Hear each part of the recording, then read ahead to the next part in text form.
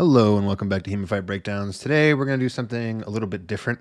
I had recently got a hold of some extraordinarily archaic footage of myself from about 5 years ago, and I want to talk about improving again, and specifically how you can go back, watch your own footage, and how important it is to take stock of the changes and adjustments that you have made to your own fencing over time. This is probably when I had been fencing maybe a year, maybe 6 months. It was after one of my first couple tournaments, whatever. But the point here is that I'm significantly worse. I'm very bad, honestly. And rewatching this, I thought it was very, not just entertaining, but informative to see what sort of habits I used to had and what sorts of habits that I've developed and changed. So watching this, I get nailed by a guy's thing immediately. And by the way, no, I'm not wearing long socks. I really am just that white. But going back to the exchanges a little bit, I have a tendency to be very stiff-armed whenever I'm throwing cuts. And you can see that very well here. You see, like, my arms are at full extension, but you see the almost robotic movements that I use. I very constantly throw something, wait a tempo to see what happened, and then react based on what happened after that.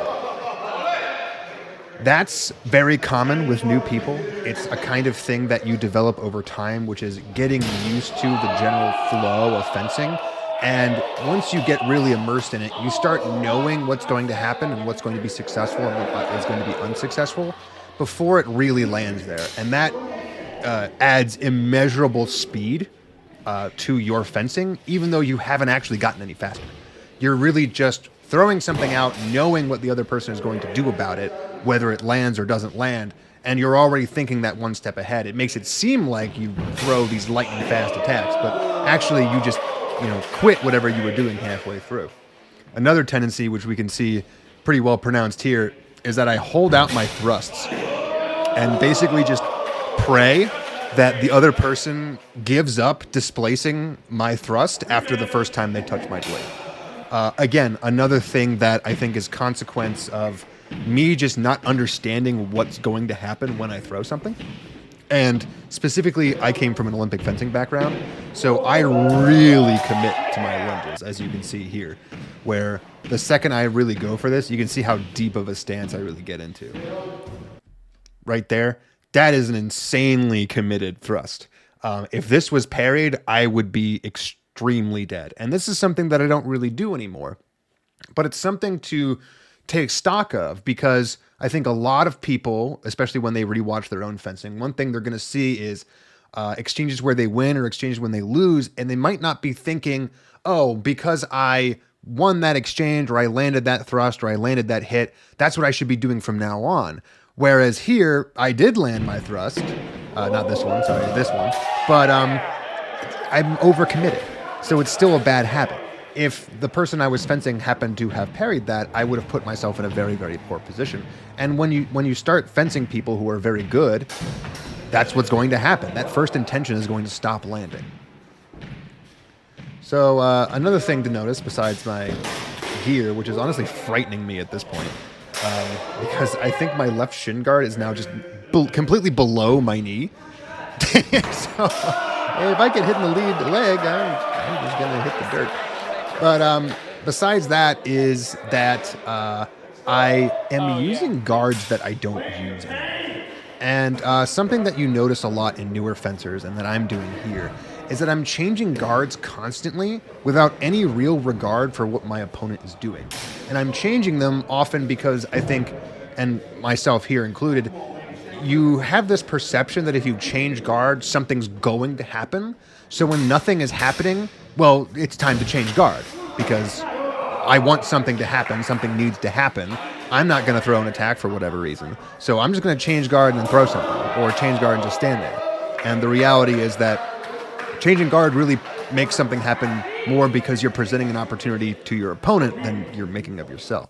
So we go back and watch some of these, especially where in this sort of neutral area where nothing is happening, you'll see me change guards from this like extremely low vom-tog to ox to plow, all over the place for really no reason, while my opponent is just backing up out of distance. And that's a really bad habit to have. Going into this next fight, I believe I land some more of the only thing that I really know how to do, which is to throw a right overhow and then hang and then go into the left side or stab. And shot selection is, again, something that you really develop over time. So if you're going back and you're watching some of your older footage, that's what you're going to see a lot of. You're going to see yourself just do the same thing over and over again because you don't really know what else to do. And as a result, you overcommit to things and you think, oh, well, harder is faster is better, and better is going to get me points. And you end up just doing the same thing over and over again at a higher intensity without ever actually picking your moves or your shots based on what's going on around you. I also really love keeping my hands low. I wish someone would hit me in the head, but they don't. Also, there is I'm always in hammer grip. So if you don't know what hammer grip means, specifically what I mean by that, and I'll try to get a good shot of it right here. Basically, when you're holding a hammer, you have all 5 of your digits around the grip and your thumb over the top of your digits, basically like it's a fist. Only, there's something in your hand, so you can't quite make a fist. What most people recommend fencing with, and what I'll certainly recommend fencing with, is more of a handshake grip. Or I believe also golfers hold it like this a little bit.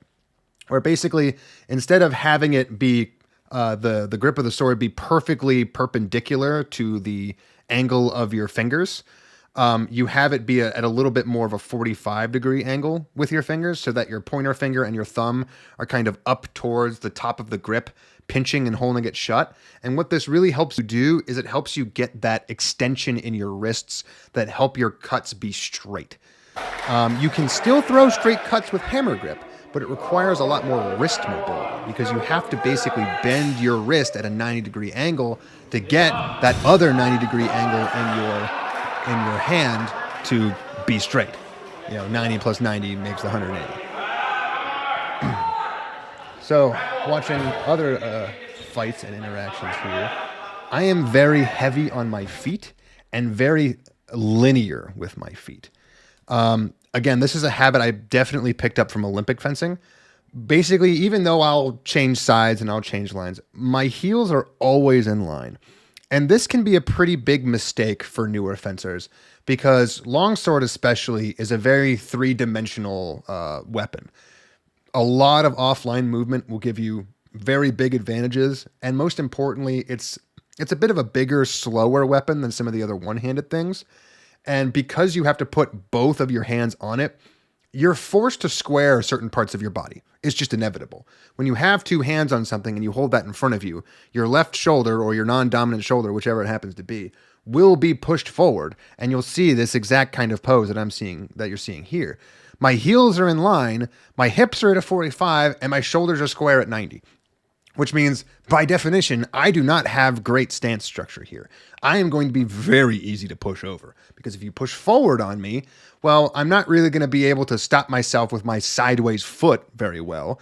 And if I push down with my back leg, my knees pointed all the way out here, which means it might collapse under me. And my hips pointed out here, which means it probably isn't going to give me much support. So just this kind of light on the toes, Olympic style fencing can be very good for that 2-dimensional linear in and out movement. And it's great for explosive forward momentum, which obviously I use all the time, especially in, this particular state where I wasn't really good at anything else.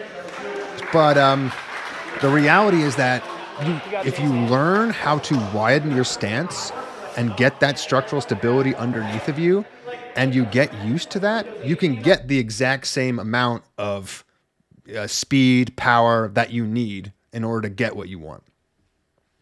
So that was just a little recap of the kinds of things you can see watching some of your own footage.